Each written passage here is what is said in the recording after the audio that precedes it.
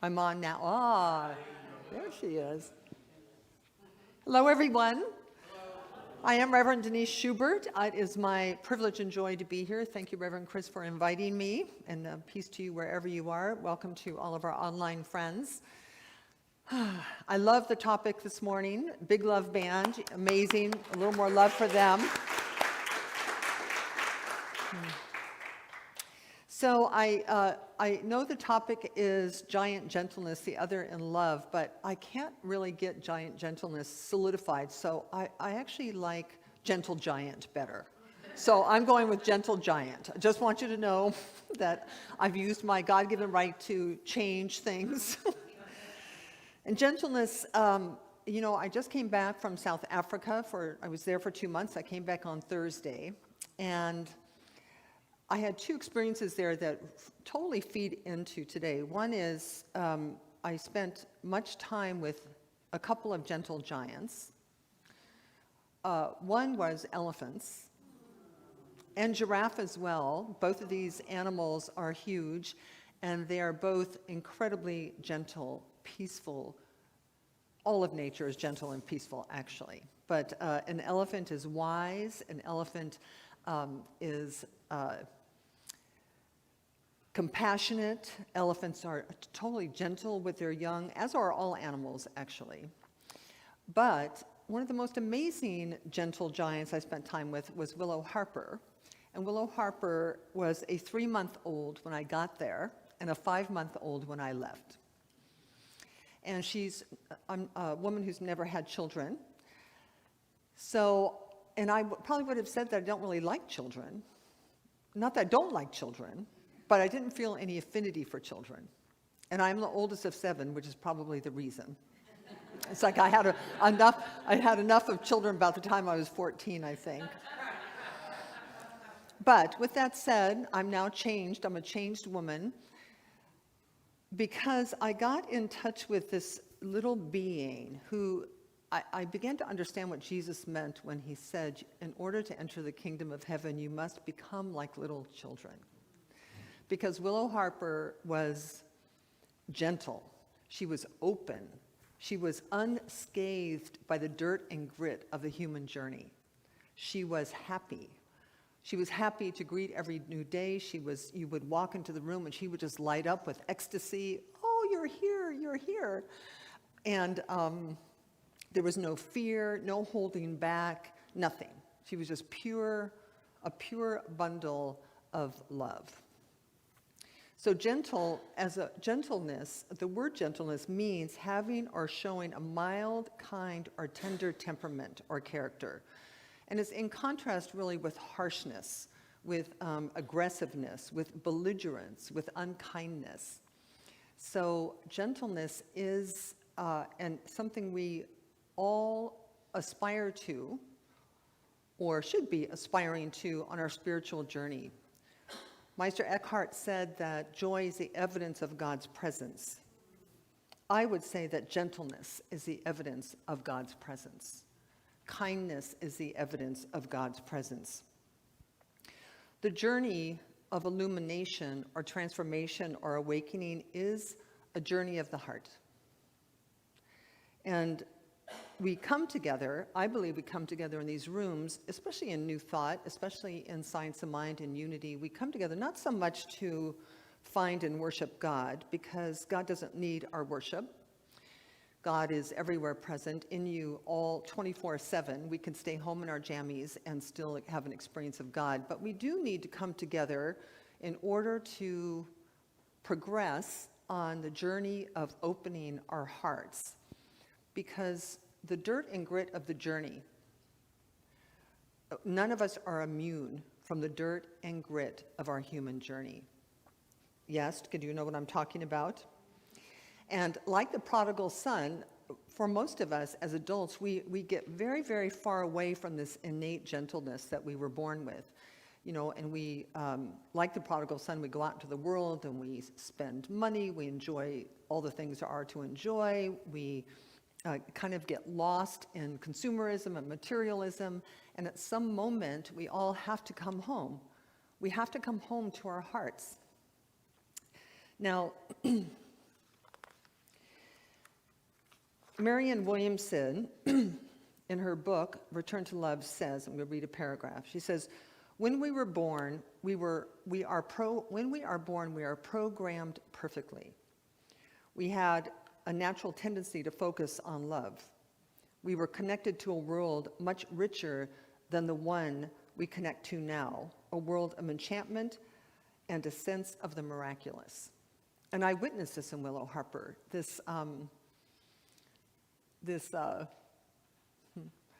like she rolled over from her, somebody to her back, and her face was like, oh! Like, oh, what happened? What did I do? Right? This wonder and enchantment. So Marianne Williamson says, so what happened? Why is it that we reach a certain age, look around, and the enchantment was gone? Because, she says, we were taught to focus somewhere else. We were taught to think unnaturally. We were taught a very bad philosophy, a way of looking at the world that contradicts who we are. We were taught to think things like competition, struggle, sickness, finite resources, limitation, guilt, death, scarcity, and loss. We began to think these things. She says, love is what we were born with, fear is what we have learned. So we come together because the spiritual journey is the relinquishment or unlearning of fear and the acceptance of love back into our hearts. Now, one of the first steps to understanding gentleness as a way of being is to go back and undo or let go of or surrender any old idea we have about a God that is a God to be afraid of, a God that is harsh or judgmental. This idea of you might be born in original sin, that you might be broken or something might be missing from the get-go. This is a terrible, terrible lie that has created a great deal of mischief in our world. So we have to open to the idea that God is love, period. End of story. God is compassionate. God is merciful. God is kind. God adores you unconditionally. Only then can we begin to melt a little bit into our innate goodness. And listen, I know the dirt and grit of the journey has some of us sitting here with things we're not proud of. It has some of us sitting here with things that were done to us or things we did to others. It has us sitting here with all kinds of life circumstances, some that might feel good and some that might feel bad. So, but the truth is about you is that we are made in the image and likeness of God. The elephant it's true about the elephant, it's true about Willow Harper, it's true about your dogs, it's true about your oak trees, and it's true about us, regardless of what your dirt and grit might be. Now, the core of my talk today is to invite us that dirt and grit, which you are not to blame for, because who among us has not been betrayed? Who among us has not been abandoned or lied to or cheated on? Who among us has not really been left alone so many times to write our own stories, to sing our own praises, to lick our wounds, to be left without anybody coming to our aid? So there's all kinds of reasons for us to have done this, which is to put in front of our hearts a massive no trespassing sign. So the no trespassing sign, and most of us do this as children, somewhere along the line we get bruised or battered in some way, emotionally, physically, spiritually, whatever, and that we decide and choose to put up a barrier that says, I'm not going to let this happen again. Do you know what I'm talking about? Can you look? I know exactly when I did it. Do you know exactly when you did it? Probably somewhere. My guess is somewhere between 8 and 12, but could have been earlier, could have been later. Now, the closing of the heart at that time might have been useful or not, but it might have protected us from further injury or imagined injury. But the problem is that as long as it's there, you may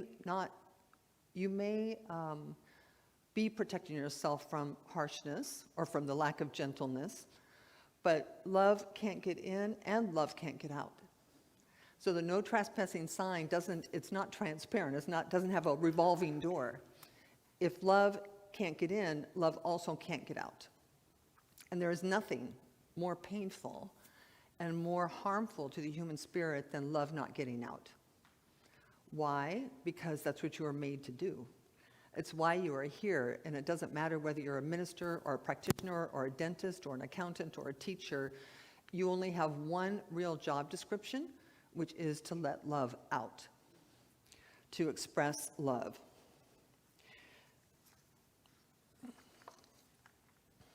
Robert Browning said, "Take away love, and our earth is a tomb." So it's actually pretty essential that we find ways to remove that no trespassing sign, to soften it, to learn how to, I'm all for just throwing it out. Like today, you could just drop it today. You could you could download such a big idea about forgiveness, such a big idea about oneness and unity. All the songs pointed this morning to how we are all in this together. Having spent, how some people have totem animals, I have a totem continent, and Africa is my totem continent. And I've been in many, many countries there over the past 10 years. And I promise you that we're all the same. And it doesn't matter whether you're American or African, whether your skin is black or white or purple. At every level that means anything, we are the same. All human beings everywhere want love, want peace, want acceptance, want tolerance, want patience, want kindness. Now, I want to share a reading by Albert Einstein. It's right in front of me. He says, so Albert Einstein said, "I think the most important question facing humanity is this: is the universe a friendly place? Is the universe a friendly place? This is the first and most basic question all people must answer for themselves. Is the universe a friendly place, or is it hostile?" And this is a very personal question, and based on our ideas and principles, it's a very important question to answer, because your answer is going to determine the quantity and quality of your experience in life. He says, Einstein said, "If we decide that the universe is an unfriendly place, then we will use our technology, our scientific discoveries, and our natural resources to achieve safety and power by creating bigger walls to keep out the unfriendliness, and bigger weapons to destroy all that which is unfriendly." Which is kind of where the world is today, right? The world today, if you only base it on the news, if you only base it on the water cooler conversations, it will sound like there's this other that is against us. And that how we find happiness in life is to protect ourselves from that, whatever that may be for you. So we don't want to do that. We all know the well-known quote attributed to Gandhi. I'm not sure Gandhi said it, but be the change you wish to see. So our conversations about a world that works for everyone, our conversations about a world that works for you, abundance, health, happiness, peace of mind, optimism, starts with you. You can't actually change the world from a position of, from your position, if your position is that the universe is unfriendly. Are you with me? So he says, he goes on, if we decide that the universe is neither friendly or unfriendly, that if God is just playing dice, like there's nothing going on here but chaos and randomness, he says, then we go through life with no real purpose or meaning. But he said, if we decide that the universe is a friendly place, then we will use our technology, our scientific discoveries, and our natural resources to create tools and models for understanding that universe. Because power and safety will come through the understanding of its working and its motives.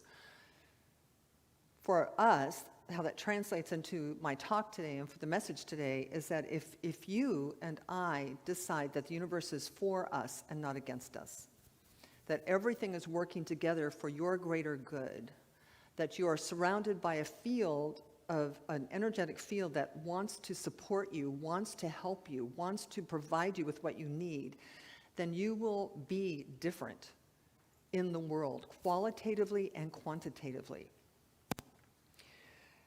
Your being different will cause the world to be different. No, and this is all very practical. If you know somebody in your life who's like a real cranky pants, do any of you have cranky pants in your life?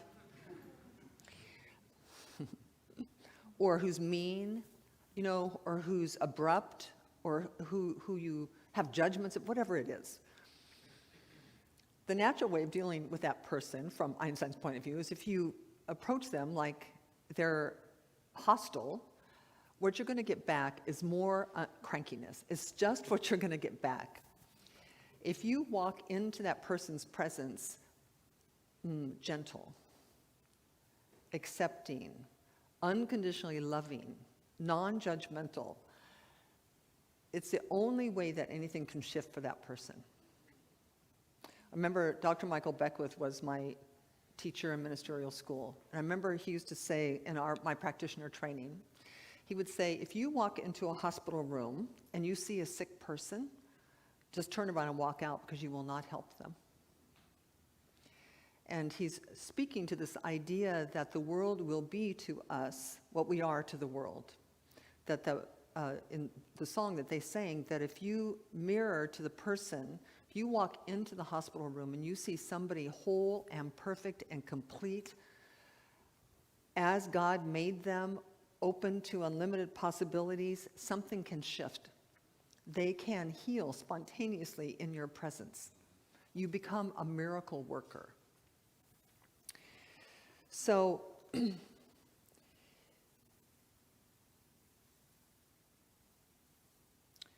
the Gospel of St. Thomas, there's a consequence in not taking down the no trespassing sign, a spiritual consequence, which is, well, it's, to me, it's rather obvious and apparent in the world that people who don't let love in and don't let love out suffer. They suffer from loneliness, they suffer from addiction, they suffer from depression, they suffer from all kinds of lifestyle diseases. They suffer. They're suffering. From the Gospel of Thomas, there's a quote that says, if you bring forth what is within you, what you bring forth will save you. Now, what is within you is love. What is within you before the dirt and grit of the journey, before the no trespassing sign, before the learning to adapt to a world gone mad, what was in there is innocence and love and gentleness. If you bring that forth, bringing that forth will save you. And it says, if you do not bring forth what is within you, what you do not bring forth will destroy you. So how can we practice? Because I don't think it's really as simple as, okay, my life's been this way for my awakening happened at 45. About 45 years old, I decided to see life differently. I'm now 73, and I do have to tell you that from 45 to 73 has been way better than 0 to 45. Well, maybe 0 to 4 was pretty good, but somewhere around 10, it kind of all went psh, boom. So, but I think there is a moment, and part of it comes with just a decision to be different, a decision to try, a decision to take the risk, 20 seconds of insane courage where you will try to let love in again. And you will commit to letting love out, like really expressing love.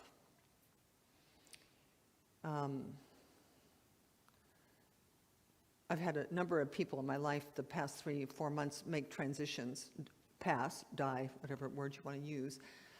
And it's very sobering because you realize that life and death is very normal. Death is as normal as birth, and that we don't have all the time in the world. You have today, really, is what you have.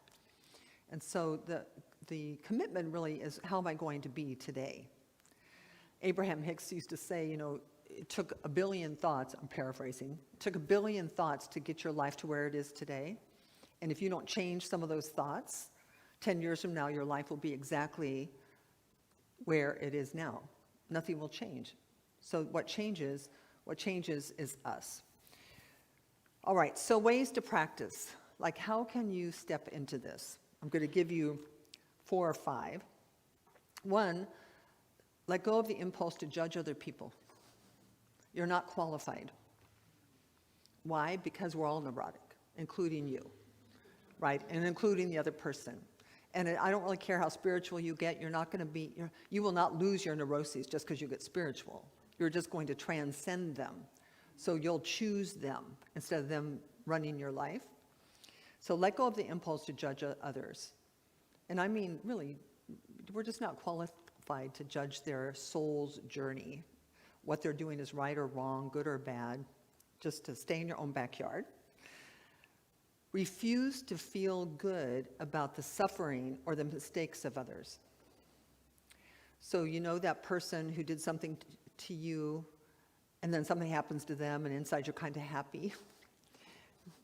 It's not a spiritually sound way of being. For many, many reasons, because we live in a universe that boomerangs back on you, right? So there's a beautiful, what's it called, the Ho'oponopono prayer? Yes, where really you're wishing peace and happiness on everyone, even your enemies. Well, and Jesus said, forgive your enemies, right? We need to learn lessons, we need to live the lessons of kindness, just not know about them. So as you go through your day, you may have opportunities to express kindness, and I'm going to tell you, children, so if you're standing in a grocery store line and not having a very good day, so you're feeling kind of cranky, and there's a little girl in front of you with an ice cream cone, I don't know, 4 years old, 5 years old, and she drops her ice cream cone on your new shoes. Whatever you do next will have a major influence on her life. So if you're mean and cranky, you scowl at her, you call her names, you yell. If you have gray hair and glasses, every woman with gray hair and glasses is going to be a problem for her until she walks into a place like this. Right? Because something's going to happen in her brain, in the relationship between, is this a friendly universe or an unfriendly universe? So everything you do, everything you say, every way you have of being matters. Now maybe if you're in the shower, you can just be as mean and cranky as you want to. But I would say that when you go out into the world, just know that who you are is either a miracle worker or not.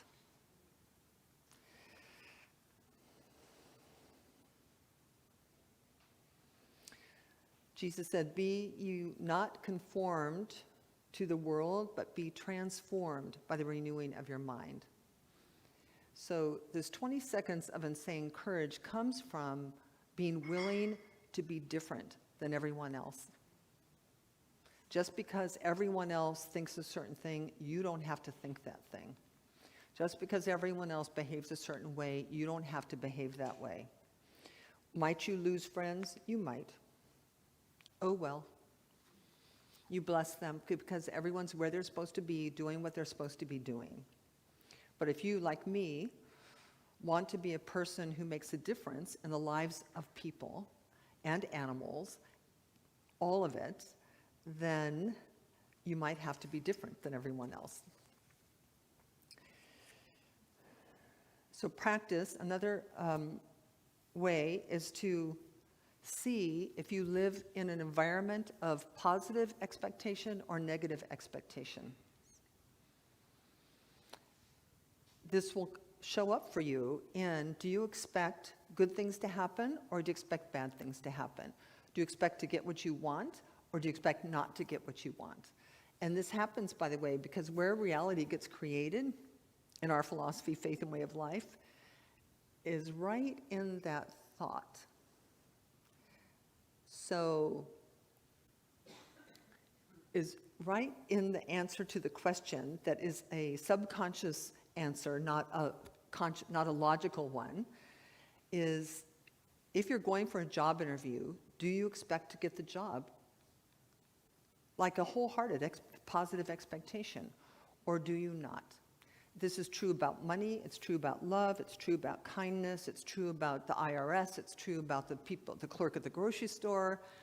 It's true about everyone, because if you have a positive expectation and an affirmative approach to life, people will want to do everything within their power to make sure you get what you want. But whatever you do next, be willing to remove the no trespassing sign. Notice if you have one. And by the way, it could be just like a Band-Aid, or it could be a brick wall. And whether it's a Band-Aid or a brick wall, you are justified in having it based on the dirt and grit of the journey. But it's not spiritually smart or wise to keep it. Because in our spiritual unfolding, we are transcending the dirt and grit of the journey. Everybody, there's only like 7 stories on the whole planet, 7 different life stories: abandonment, abuse, not enough food, not enough money, my parents are mean, I got put up for adoption, my parents died in an accident. There's only a few stories that we all share. All 8 billion people have a story that can be used to disempower the quality of their lives, or can be used to transform and uplift the quality of their lives. And we're choosing. We come together to choose. So choose higher.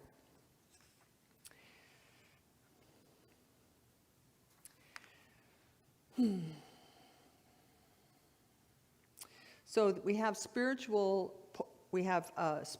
principles. There are 3 of them that are applicable in this conversation. One is, which I've already said, is that the world is merely a reflection of you. The world is neutral. The world is pliable.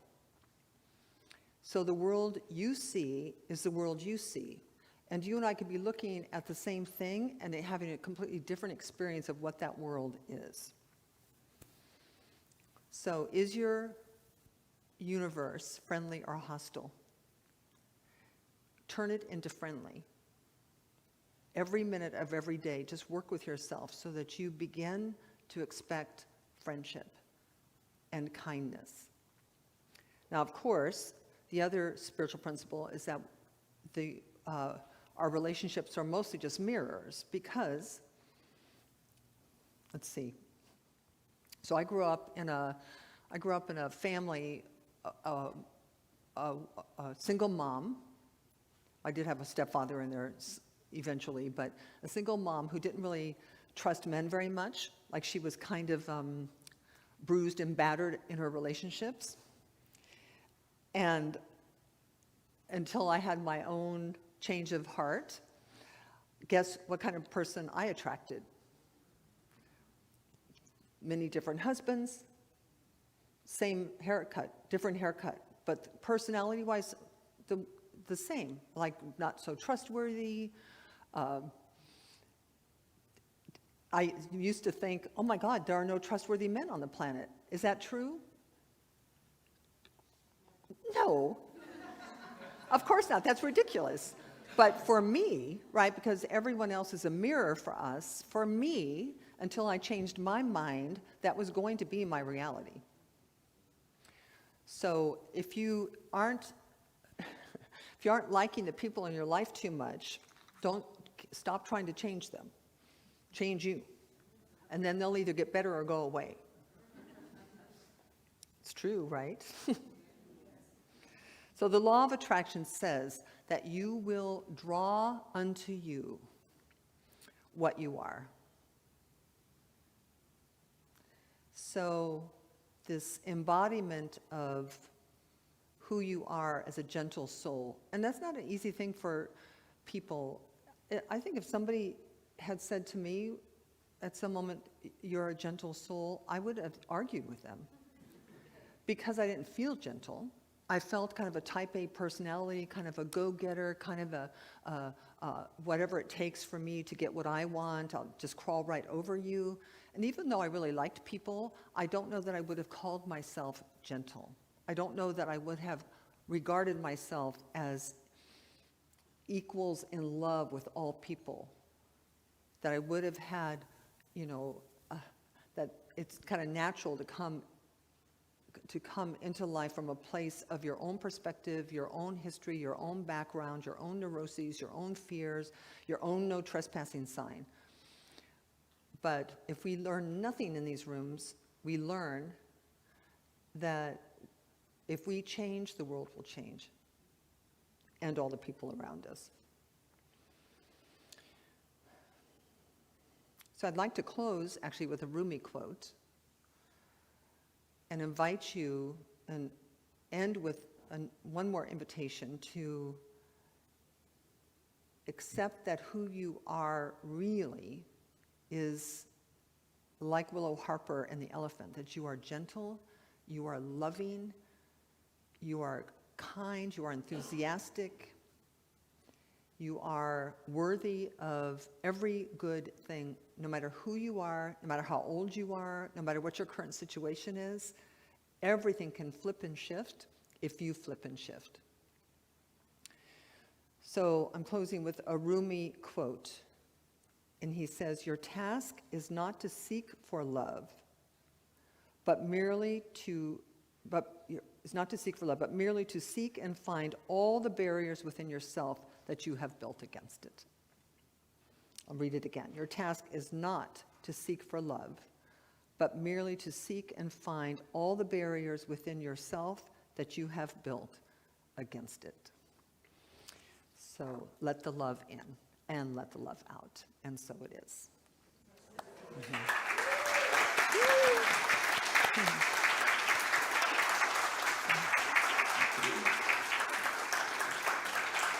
All right, let us pray. I'm going to say a prayer, so please stay seated for a moment. Let me just speak our wonderful affirmative prayer for and about you, for and about everyone within the sound of my voice, whether you're here in this room or at home.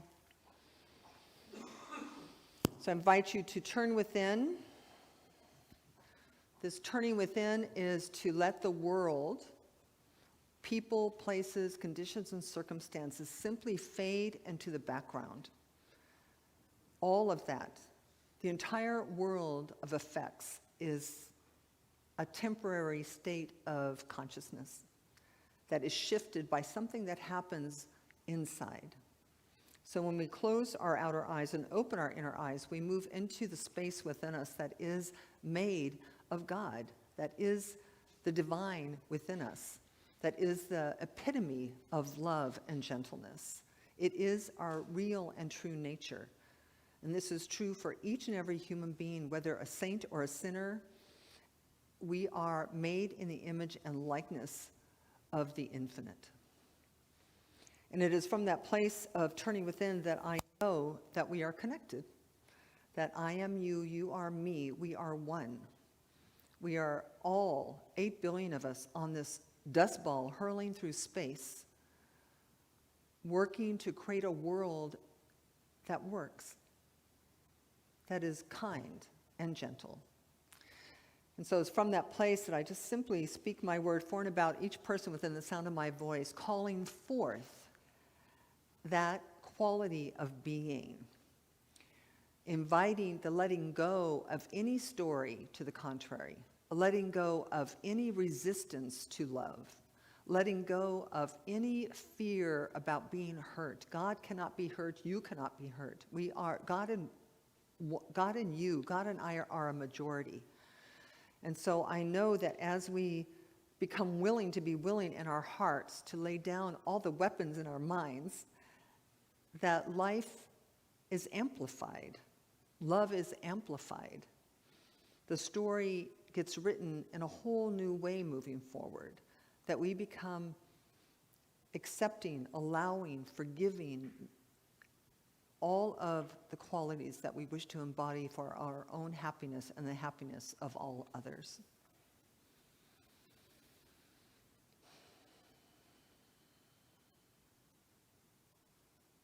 And so I'm being called in this moment to speak a word of prayer, of healing prayer, of affirmative prayer for our beloved Reverend Emile Govreau. Some of you may not know who he was, but he was a minister here before Reverend Shell. And his beloved, precious wife, Deborah Govreau, made her transition in March. So, and I know not all of you know that.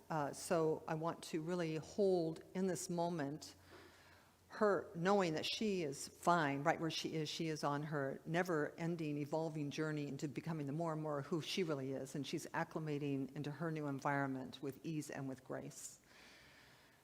And for Emile, I call forth the comfort of God and the peace into his heart as he learns to navigate this human walk with her physical presence, not here, always knowing that she lives forever in his heart. I also want to speak a word of healing and wholeness for Bea and her husband, just knowing that right where they are, the fullness of God is. And so for the embracing of all of life, that which is happy, that which is sad, that which is uplifted, that which is not, to know that it's all part of the wonderful choice we made to come and experience everything. I know that our open hearts, the absence of the no trespassing sign, allows us to feel the full spectrum of what it means to be in these amazing human bodies. We chose it. Let us embrace it fully. And so I just release my words into the hands of the infinite, knowing that even now molecules are moving to change our hearts, to change our circumstances, to uplift all life all over this universe. And invite you to join me in accepting that for yourself by saying, and so it is. Amen. Amen. Amen. Thank you.